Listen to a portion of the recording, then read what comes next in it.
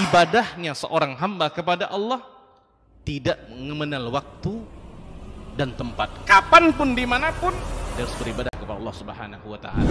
Harga diri seorang mukmin itu di sisi Allah lebih besar daripada kehormatan Ka'bah sendiri. Nah, nikmat seorang mukmin lebih besar daripada itu. Man amila li akhiratihi kafahu Allahu amra dunia. Barang siapa yang beramal untuk akhiratnya, Allah akan cukupkan baginya urusan dunianya. Berjuang dengan harta untuk membela agama Allah Subhanahu wa Ta'ala, hendaklah menjadi penopang terhadap dakwah ini, bukan sebaliknya yang menghalangi dakwah ini, tapi jadilah keluarga muslim yang menopang dakwah Islam. Kenikmatan dunia ini lebih remeh dari sekedar sayap seekor nyamuk. Tidak patut bagi seorang yang beriman bersedih ketika tidak mendapatkan kenikmatan dunia. Nabi SAW katakan, la tahkiranna 'anil ma'rufi syai'a walau an talqa akhaka biwajhin taliq. Jangan kamu pandang remeh suatu kebaikan walaupun sedikit. Apa sedikitnya? An talqa akhaka biwajhin taliq, muka senyum kepada saudaramu.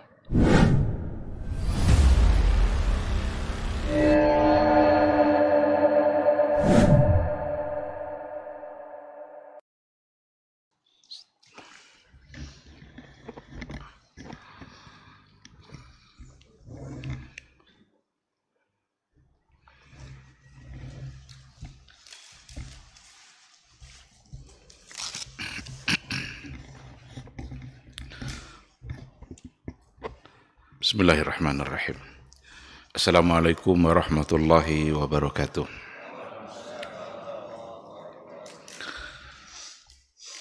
Innal hamdalillah nahmaduhu wa nasta'inuhu wa nastaghfiruh wa na'udzu billahi min shururi anfusina wa min sayyiati a'malina. May yahdihillahu fala mudhillalah wa may yudlilhu falan tajida lahu waliyan mursyida. Ashhadu an la ilaha illallah wahdahu la syarikalah wa ashhadu anna Muhammadan abduhu wa rasuluh la nabiyya wa la rasula ba'dah. Ikhwati fillah, ma'asyiral hadirin wal hadirat, kaum muslimin dan muslimat yang dimuliakan Allah. Mari sama-sama kita awali hari kita dengan memperbanyak ungkapan puji dan syukur pada Allah Subhanahu wa Ta'ala. Alhamdulillah, setelah kita dibangunkan kembali oleh Allah dari tidur kita, mudah-mudahan bangunnya kita membuat kita semakin banyak berzikir, semakin banyak memuji Allah atas segala nikmat yang telah diberikannya. Tidak ada detik waktu yang kita jalani kecuali pada saat itu pasti ada nikmat Allah yang menyertai kita, kapan dan dimanapun kita berada. Maka pantaslah kita untuk bersyukur, untuk memuji Dia yang memberikan nikmat itu. Mudah-mudahan syukur yang kita ucapkan kepada Allah membuat kita semakin sadar bahwa kita ini adalah orang-orang yang butuh dan selalu butuh kepada Dia. Tidak bisa kita hidup tanpa Allah. Tidak ada satupun yang bisa kita lakukan kalau seandainya Allah tidak mengizinkan, sekecil apapun perbuatan itu. Jangan pernah menganggap kita mampu melakukannya karena kemampuan kita. Tidak. Sungguh itu adalah karena kemampuan yang diberikan oleh Allah Subhanahu wa Ta'ala. Seandainya Allah sudah mencabut kemampuan itu, kita tidak akan mampu lagi untuk berjalan ke masjid. Kalau seandainya Allah sudah cabut kemampuan itu, lisan tidak lagi bisa berucap. Oleh karena itu, selagi kemampuan ada, diberikan oleh Allah, maka selalulah gunakan untuk berbuat baik, selalu gunakan untuk menambah jumlah pahala dan kebaikan, yang mudah-mudahan di akhirat kelak, timbangan kebaikan kita saat dihisab itu bisa mengalahkan timbangan dosa. Sama-sama kita harus berselawat dan salam untuk Rasul kita yang mulia, Nabi Muhammad sallallahu alaihi wasallam. Allahumma salli ala Muhammad wa ala ali Muhammad. Mudah-mudahan kita selalu menghabiskan waktu kita untuk membuktikan cinta kita kepada beliau. Mudah-mudahan kita selalu menggunakan waktu kita untuk melaksanakan sunnah-sunnah dan kebaikan-kebaikan yang telah beliau ajarkan. Yakinlah apa yang telah beliau perintahkan, semuanya pasti ada kebaikan di dalamnya, dan apa yang telah beliau larang, di situ pasti ada keburukan. Sehingga kalau kita habiskan waktu kita untuk mentaati dia, apa yang dikerjakannya kita laksanakan, apa yang diperintahkannya kita laksanakan, dan apa yang dilarangnya kita tinggalkan, maka insya Allah sampai pada detik terakhir kehidupan kita akan berada di dalam ketaatan itu. Dan itulah yang dituntut dari kita, wala tamutunna illa wa antum muslimun. Jangan kalian mati dulu kecuali dalam keadaan muslim. Kenapa Allah perintahkan, Allah bilang jangan kalian mati dulu, padahal kita tidak tahu saat kematian itu. Itu artinya adalah Islamlah setiap saat, karena di saat nanti kematian itu datang, kalian berada di dalam ketaatan. Mudah-mudahan kita dimudahkan oleh Allah untuk taat, untuk istiqamah, dan mudah-mudahan di akhirat kelak kita insya Allah bisa mendapatkan syafaat dan pertolongan dari Rasul kita yang mulia atas izin Allah subhanahu wa ta'ala. Amin, amin ya rabbal alamin. Ma'asyiral hadirin wal hadirat, rahimani Allahu wa iyyakum. Kembali pada pagi hari ini kita akan melanjutkan kajian Al-Usulus Salasah yang berkaitan dengan Al-Aslus Salis, pondasi yang ketiga, bagaimana kita senantiasa berupaya untuk mendalami pengenalan kita terhadap Rasul kita yang mulia, ma'rifatun Nabi sallallahu alaihi wasallam. Kita harus kenal dengan Rasul kita. Yang terakhir yang sudah kita bahas adalah sebuah peristiwa yang melatar belakangi atau sebuah peristiwa yang diperintahkan oleh Allah Subhanahu wa taala, di mana Rasul kita hijrah dari Mekah menuju kota Madinah. Yang terakhir yang sudah kita bahas sekilas peristiwa hijrah, seperti apa, siapa yang ikut berhijrah, kapan Nabi kita berhijrah, siapa yang menemaninya, beberapa hal yang terjadi dalam perjalanan Nabi pada saat hijrah. Semua itu adalah peristiwa-peristiwa besar yang sebagian darinya itu adalah merupakan, bukan sebagian, hal-hal yang besar itu merupakan adalah mukjizat yang datang dari Allah Subhanahu wa ta'ala. Sampailah pada akhirnya Rasul itu berada di kota Madinah. Ini yang akan kita lanjutkan pada pagi hari ini. Qala al-muallifu rahimahullah, falamma istaqarra fil madinati umira bi baqiyati syara'i'il Islam. Ketika Nabi Muhammad sallallahu alaihi wasallam istaqarra fil Madinah, dia sudah sampai dan menetap di kota Madinah. Berarti beliau sudah tinggal di Madinah, tidak lagi di Mekah, sudah melewati perjalanan yang panjang dengan berbagai peristiwa yang sudah kita ceritakan, maka menetaplah Nabi kita itu di kota Madinah. Dan pada saat itu umira bi baqiyati syara'il Islam, mulailah diperintahkan kepada Nabi kita beberapa syariat-syariat syariat Islam yang dibebankan kepada umatnya untuk dilaksanakan. Jadi kalau kemarin kita bercerita pada periode Makkah, itu rata-rata itu adalah dalam persoalan pengokohan atau penguatan iman dan akidah.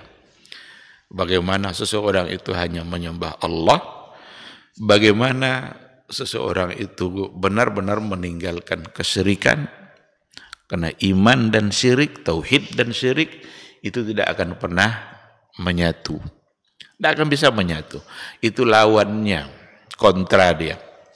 Iman itu adalah bagaimana dia meyakini dan menyembah hanya Allah saja, sedangkan syirik adalah menduakan Allah atau menganggap ada kekuatan yang sama dengan Allah. Itu fokus pada periode Makkah. Iman. Jangan syirik. Maka berbagai macam bentuk hal-hal yang berkaitan dengan syirik itu semua sudah disampaikan oleh Rasulullah Sallallahu Alaihi Wasallam. Karena itu pondasi akidah yang memang harus kokoh, tidak boleh digerogoti sedikit pun oleh unsur kesyirikan.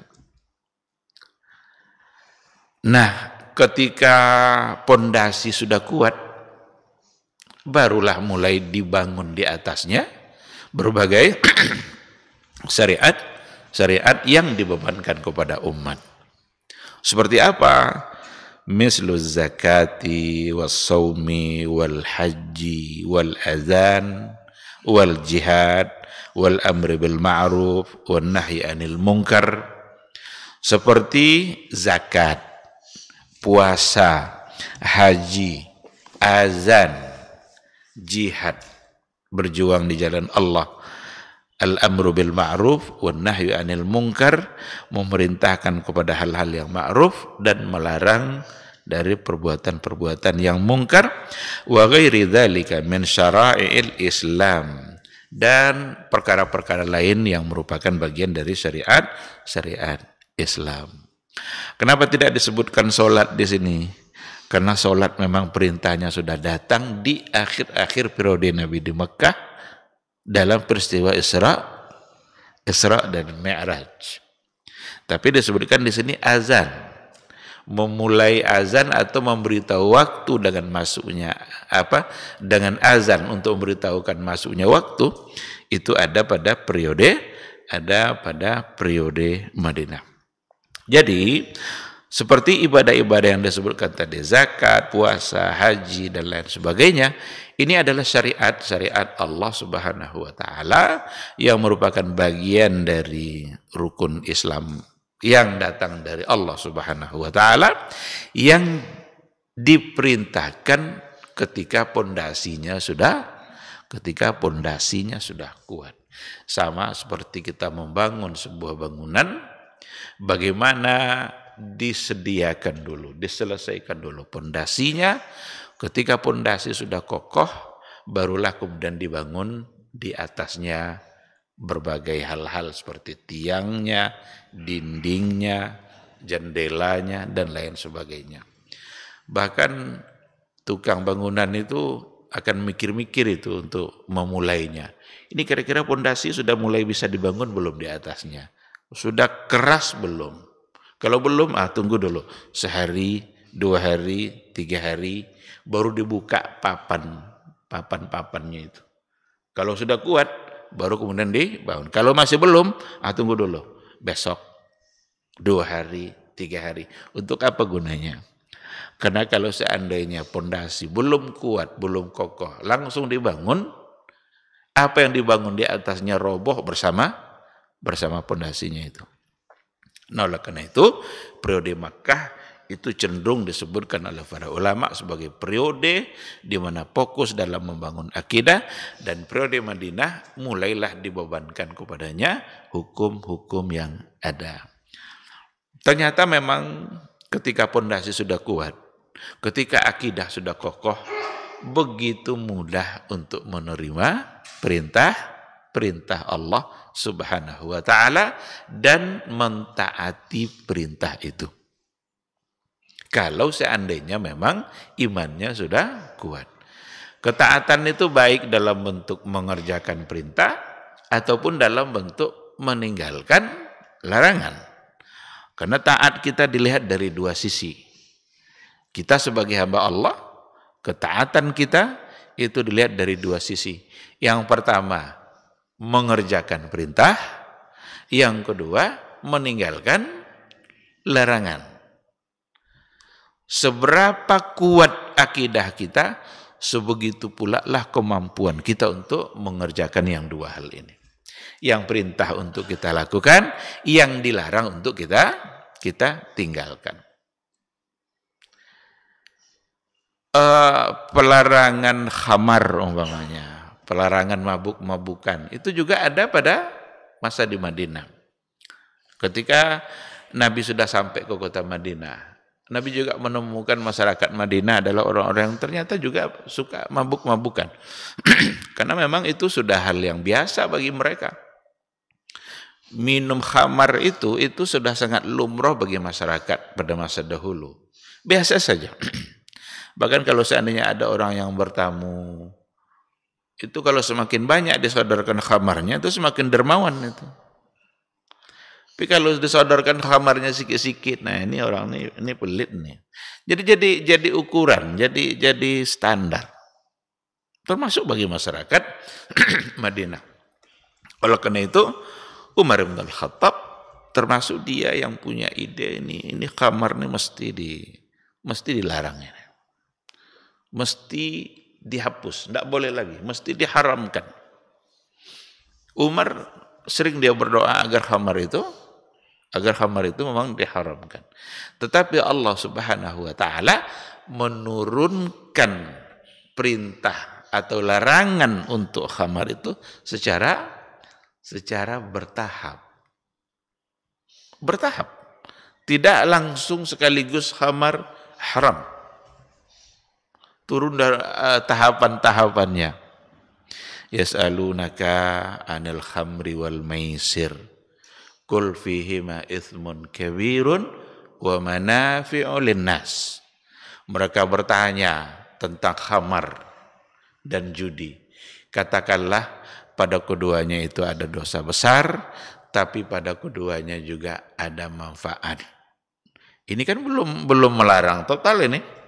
Justru seolah-olah masih enggak apa-apa karena ada manfaat. Cuma dosanya besar. Wa itsmuhuma akbaru min naf'ihima.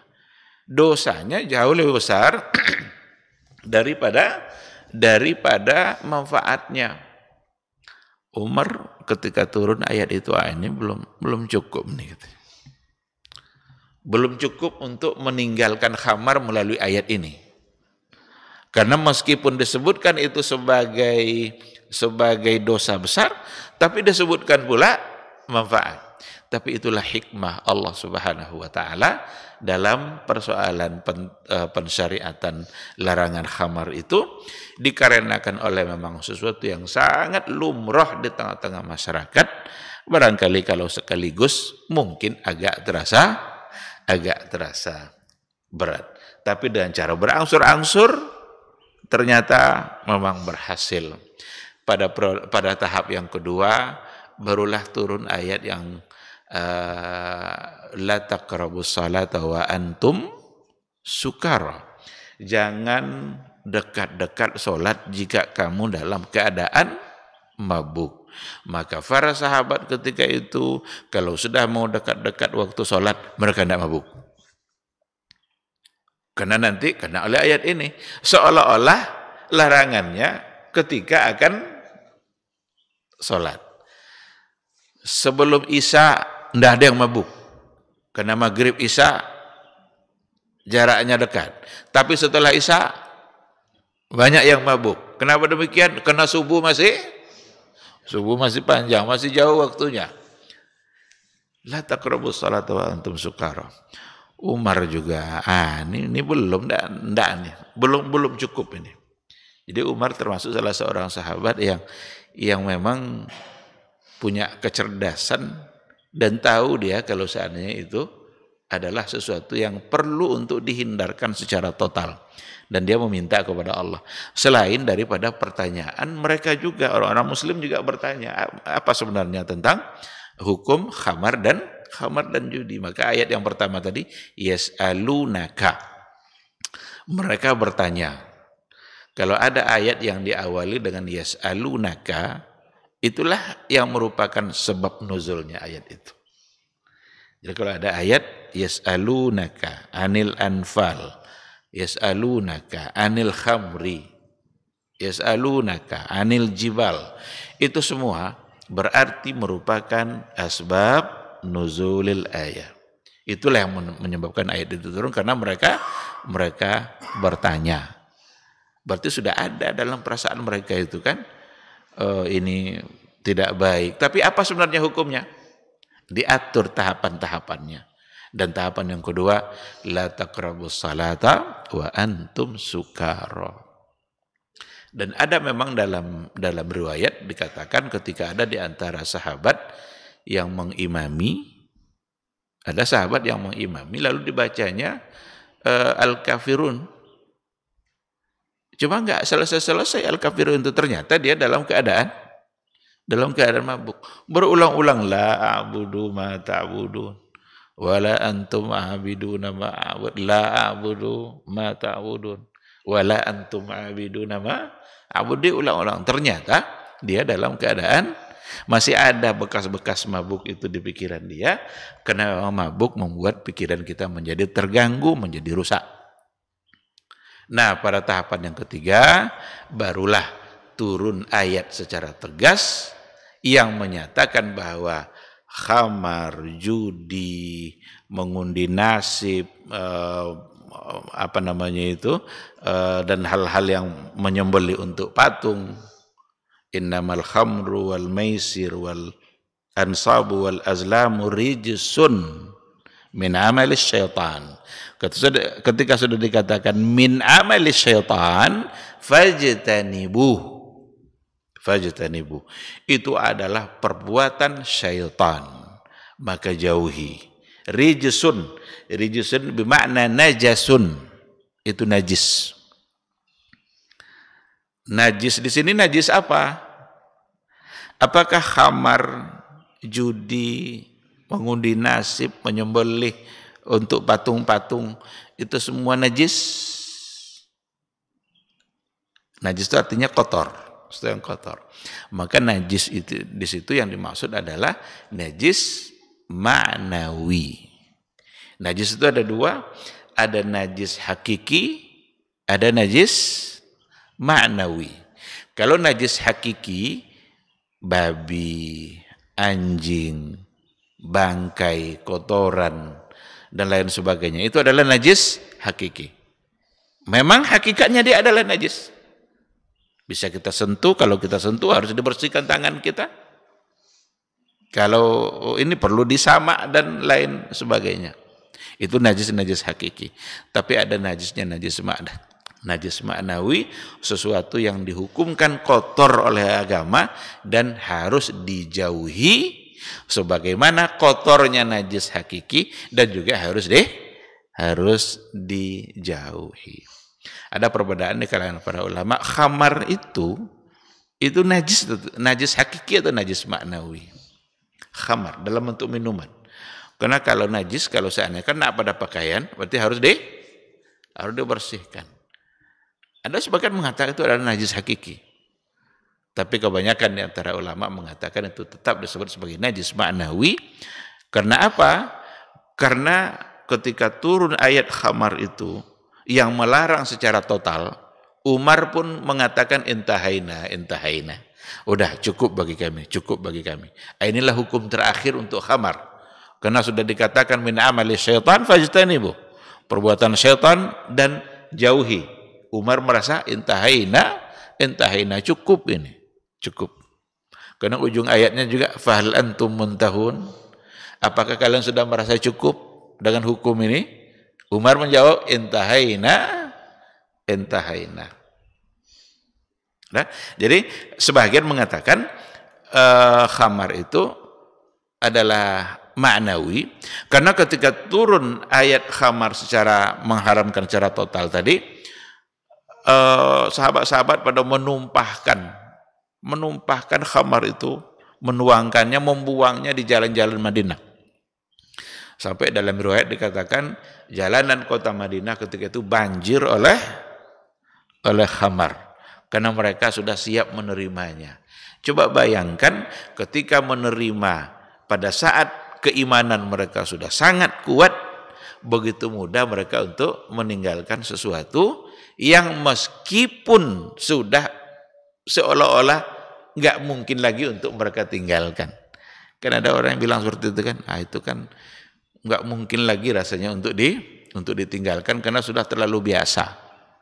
Itu jawaban yang tidak bisa diterima. Ada orang yang merasa tidak mungkin lagi untuk berhenti dari merokok umpamanya, karena memang sudah dari dulu seperti itu sampai sekarang tidak bisa. Itu bohong, dia yang tidak mau. Kalau dia mau, insya Allah Allah membantu dia untuk meninggalkannya. Khamar itu sesuatu yang sudah sangat lumrah dalam kehidupan orang jahiliyah. Seolah-olah saking lumrahnya itu, lazimnya itu seolah tidak mungkin ditinggalkan. Tapi ketika Allah bilang innahu min amalis syaitan, itu perbuatan syaitan, tinggalkan. Mereka tumpahkanlah khamar itu di jalan-jalan Madinah, banjir jalanan Madinah dengan atau oleh minuman mabuk-mabukan tadi itu. Kata para ulama begini, kalau seandainya memang itu adalah najisnya najis hakiki, niscaya Nabi tidak akan membolehkan untuk menuangkannya di jalan-jalan Madinah. Berarti kita bergelimang najis jadinya. Nah, nanti pergi sholat keinjak dia. Berarti kalau najis harus dibersihkan. Maka mayoritas ulama mengatakan bahwa ketika disebut najis untuk khamar itu sendiri, maka tetap masuk dalam kategori najisnya najis maknawi, bukan najisnya najis hakiki.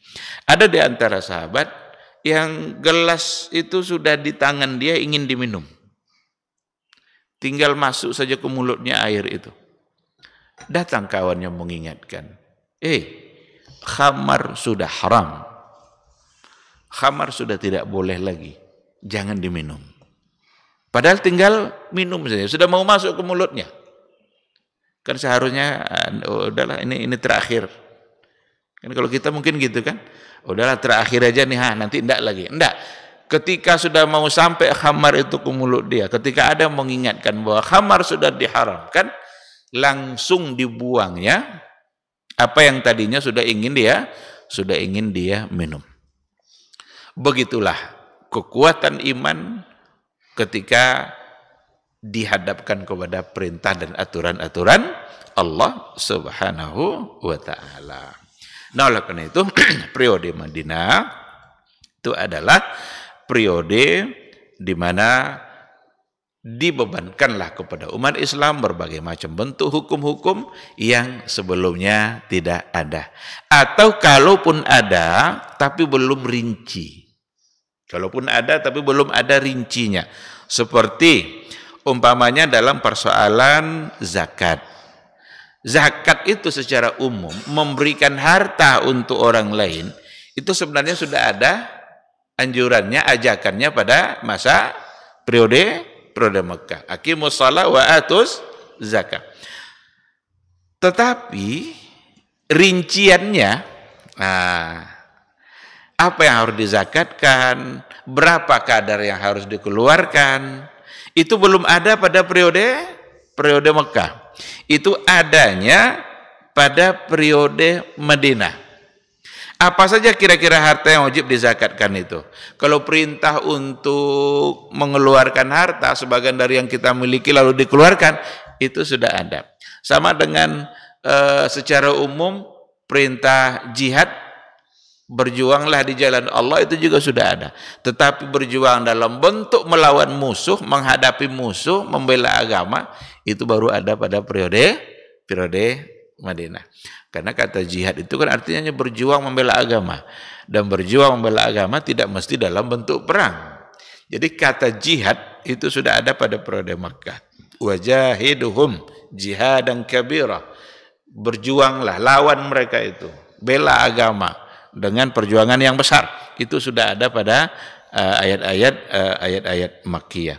Tetapi izin dalam bentuk melawan dan boleh membunuh itu memang ada pada periode Madinah. Oleh karena itu seperti zakat datanglah rinciannya pada periode Madinah fisanati pada apa namanya itu walakinna ansiba uha wa masarifuha wa tafasilu ahkamiha kullu hadza sara fil Madinah. Nisabnya berapa, siapa orang yang berhak untuk mendapatkannya, rincian-rincian hukumnya, kullu hadza sara fil Madinah. Semua itu ada pada periode Madinah.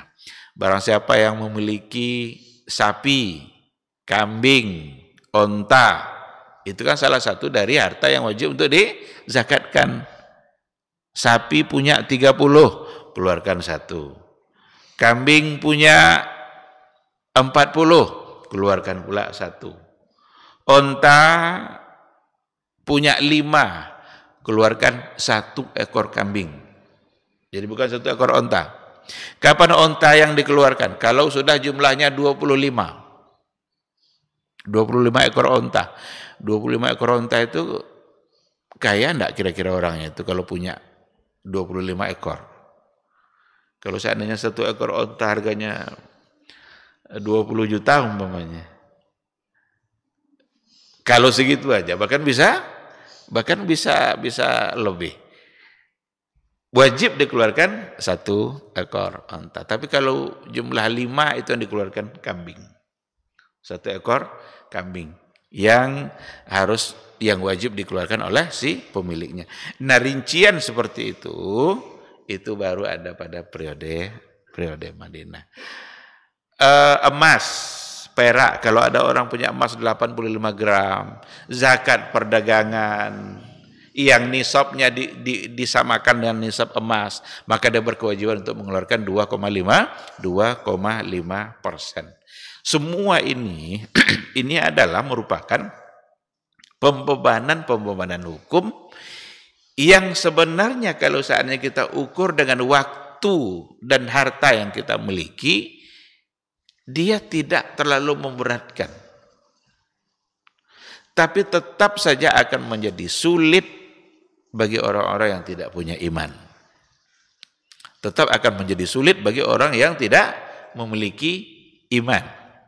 Coba, zakat itu kan 2,5% umpamanya. Yang tersisa jauh lebih banyak. Kalau seandainya kita punya uang 100 juta, sampai nisab, sampai haul, maka zakatnya cuma 2,5 juta. Kena 2,5%. Banyak enggak kira-kira 2,5%? Enggak. Jauh lebih berat pajak daripada zakat. Pajak dibuat aturannya oleh manusia. Zakat datang aturannya dari Allah. Dan itu sangat ringan. Sangat ringan sekali. 2,5. Tetapi bagi orang-orang tidak beriman, itu pasti akan merasa berat. Maka ada di antara orang yang dilebihkan hartanya oleh Allah, tapi tetap tidak mau bayar zakat, berarti yang bermasalah adalah iman dan tauhidnya. Salat umpamanya, kita hanya dibebankan salat itu 5 waktu. 5 waktu dalam 24 jam. Seandainya satu salat itu menghabiskan waktu 10 menit, kali 5. Kan cuma 50 menit. Dari 24 jam waktu yang kita miliki, hanya 50 menit. Tetapi sulit kalau seandainya imannya tidak kuat. Oleh karena itu kata kunci dalam ketaatan memang ada pada kata iman, ada pada kata tauhid, ada pada penyerahan dirinya terhadap Allah Subhanahu wa ta'ala. Puasa Ramadan, kewajiban kita sebagai umat Nabi Muhammad SAW yang wajib itu hanya 1 bulan saja dari 12 bulan. Berarti yang dilarang makan di waktu siang itu hanya Ramadan saja dalam waktu 1 bulan. Sisanya silakan. Tetapi akan menjadi berat kalau seandainya tidak ada iman. Nah, itulah sebabnya semua bentuk syariat ini itu datang setelah pondasi kokoh, setelah iman kuat, maka begitu mudah mereka untuk mentaatinya. Orang-orang yang kalau seandainya imannya sudah kuat, maka dia akan tunggu-tunggu dari waktu sholat ke waktu sholat yang lain. Dari Ramadan ke Ramadan yang berikutnya. Dari haji ke haji yang berikutnya. Itu akan menjadi waktu-waktu yang mereka rindukan. Maka diberikanlah semangat oleh Nabi agar kita tetap merindukannya. Apa kata Rasul? Ma baina Ramadan ila Ramadan kafaratun lima bainahuma. Antara satu Ramadan kepada Ramadan berikutnya kafaratun lima bainahuma. Itu bisa menebus kesalahan di antara keduanya. Ma baina as-salawatil khams kafaratun lima bainahunna. Antara solat yang 5 waktu itu adalah merupakan penebus dosa dan kesalahan di antara keduanya. Kenapa Nabi ucapkan itu? Agar kita merindukan waktu sholat itu. Ketika selesai sholat asar, orang-orang yang beriman merindukan datangnya waktu maghrib. Selesai maghrib, dia merindukan datangnya waktu isya. Karena dia tahu antara waktu ke waktu, antara sholat satu ke sholat yang berikutnya, kafaratun lima bainahuma, bisa menjadi penebus dosa di antara keduanya. Ma bainal jumu'ah ilal jumu'ah, antara Jumat ke Jumat yang berikutnya, kafaratun lima bainahuma, itu bisa pula menjadi penebus dosa dan kesalahan yang terjadi di antara keduanya. Bukankah syariat ini turun berarti untuk kebaikan kita? Bukankah semua pembebanan ini diberikan oleh Allah itu semua untuk kebaikan kita? Coba, kira-kira ada enggak dosa yang kita lakukan antara maghrib ke isya? Bukan ada lagi, tapi banyak. Maghrib kita kerjakan. Antara maghrib dan isya ada banyak dosa. Isya penebusnya. Salat kita isya itu sebagai penebus dosa. Bahkan barang siapa yang sholat isya berjamaah seolah-olah dia menghidupkan setengah malam. Kalau besok subuhnya dia berjamaah lagi, seolah-olah dia menghidupkan semalam penuh. Oleh karena itu salah satu dari keistimewaan umat Nabi Muhammad dan keistimewaan syariatnya adalah mudha'afatul amal, dilipat gandakan amalan-amalan kita itu pahalanya oleh Allah Subhanahu wa ta'ala. Amalan-amalan yang bisa saja dari segi jumlah sedikit, tetapi ganjaran dan pahalanya besar. Kalaulah seandainya kita paham dengan hal-hal yang seperti ini, kita akan yakin sekali benar-benar Allah itu menginginkan agar kita tidak punya dosa, agar dosa kita terhapus. Dan syariat-syariat yang diturunkan itu semua adalah berujung pada tazkiyatun nafs, berujung pada pensucian jiwa. Puasa, apa kata Rasul? Man sama Ramadana imanan wa ihtisaban ghufira lahu ma taqaddama min zambi, diampuni dosa-dosa yang telah berlalu. Apa kata Rasul tentang haji? Man hajja walam yarfus walam yafsuk Barang siapa yang berhaji, dia tidak berkata kotor, dia tidak berbuat fasik, dia tidak berdebat, berbantah-bantah. Apa kata Rasul? Raja'a kayaumin waladathu ummu. Dia kembali ke kampung halamannya seperti bayi yang baru dilahirkan. Berarti dosa terhapus. Bayi lahir ada dosa enggak? Tidak ada. Bayi yang lahir tidak ada dosanya. Maka orang yang melakukan itu pulang dia seperti bayi yang baru dilahirkan. Berarti terhapus semua dosa. Semua syariat ini sekali lagi berujung pada pembersihan jiwa, pada penghapusan dosa. Maka kalau itu yang kita ingat, sebenarnya ini bukanlah pembebanan, tapi ini kebutuhan kita. Oleh karena itu kita harus pandang hukum-hukum itu sebagai kebutuhan kita, bukan sebagai beban yang dititipkan kepada Nabi untuk disampaikan. Karena kalau dianggap beban itu berat dia. Kalau berat biasanya ditinggalkan. Karena pantunnya ringan sama dijinjing, berat tinggalkan saja. Kalau berat, kalau kita anggap itu sebagai pembebanan, maka dia akan merasa berat. Orang-orang yang sulit untuk mengerjakan sholat, pasti karena dia anggap beban. Dia tidak tahu kalau sholat itu akan menghapuskan dosanya. Orang-orang yang begitu mudah untuk meninggalkan puasa Ramadan, karena dianggapnya itu sebagai beban. Kalau beban, maka berat. Tapi seandainya yang dia ingat adalah penghapusan dosa, ini saat-saat di mana kita dibersihkan dari dosa, maka yakinlah tidak akan ada satupun orang yang meninggalkannya, karena semua orang sadar bahwa dia dosanya banyak. Solat seperti itu juga, begitu mudah untuk ditinggalkan oleh sebagian. Kenapa? Karena dia tidak tahu apa yang akan dia dapatkan.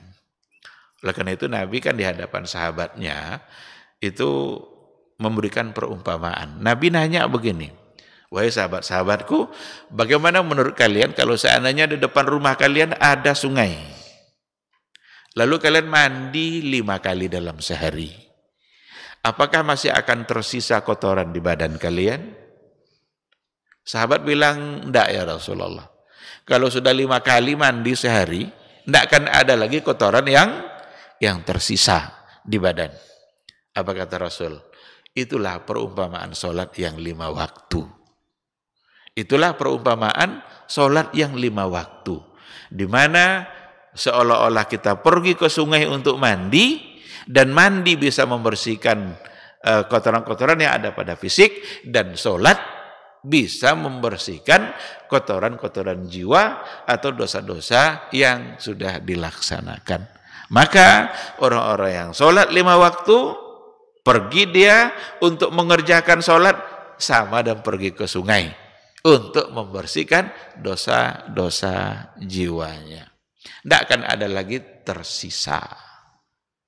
Kalau itu yang kita ingat, dan harus itu yang kita ingat, supaya ketaatan kita kepada Allah muncul dan kita tidak menganggapnya sebagai beban. Zakat, kenapa orang mudah untuk meninggalkannya? Karena dia anggap, masa saya yang kerja keras banting tulang lalu tiba-tiba diberikan untuk orang lain? Begitu saja. Enak aja orang tuh duduk-duduk. Saya yang bekerja. Kalau jadi beban, akan ditinggalkan itu zakat itu. Tapi kalau dia tahu apa yang akan dia dapatkan, sebenarnya orang-orang yang memberikan hartanya di jalan Allah, baik atas nama zakat atau infak dan sedekah yang lainnya, dia hanya memberikan sebentar aja sebenarnya berpisahnya dengan dia. Karena Allah berjanji untuk mengganti. Bukankah Allah ingin berjanji untuk menggantinya? Diberikan 1 ganti 10. Cuma yang terbayang oleh orang-orang tidak beriman atau oleh orang-orang yang tidak kuat iman dan tauhidnya, yang terbayang oleh dia apa? Berpisahnya harta dari dia. Ini kan berkurang nih, berkurang. Berkurang ini yang dibayangkannya. Dia udah capek-capek nyari, masa diberikan ke orang lain. Dia lupa dengan janji-janji Allah yang ada sesudahnya. Satu yang diberikan, balasannya 10. Selain daripada itu semua, tujuannya juga adalah untuk membersihkan harta kita dari yang bukan milik kita. Nah, jadi ikhwati fillah, ketika Nabi sudah menetap di Madinah, dibebankanlah kepada beliau berbagai macam bentuk hukum-hukum dalam syariat. Tetapi sekali lagi, jangan dianggap sebagai beban, tapi anggap itu sebagai kebutuhan. Seandainya syariat itu dianggap sebagai kebutuhan, yakinlah